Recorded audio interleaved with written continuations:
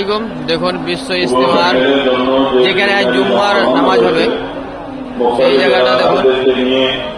এখন 10টা বাজে কিন্তু কত ভিড়।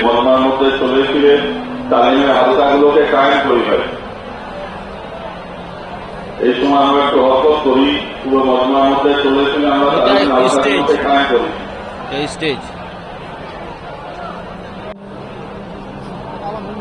সামনেটা স্টেজ। আজকে শুক্রবার জুম্মার দিন কোটি কোটি মানুষের ঢল নেমেছে বিশ্ব ইস্তেমার জায়গাতে, কিন্তু সমস্যা হলো ক্যামেরা করতে দিচ্ছে না, চুপি চুপি ক্যামেরা করছি মোবাইলে।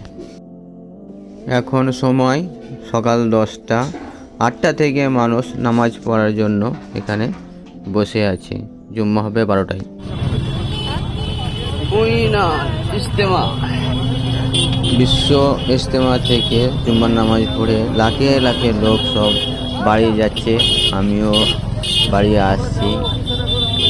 সমস্যা হলো টোটো অটো কিছু রাস্তায় চলছে না, গাড়ি ঘোড়া সব নো এন্ট্রি।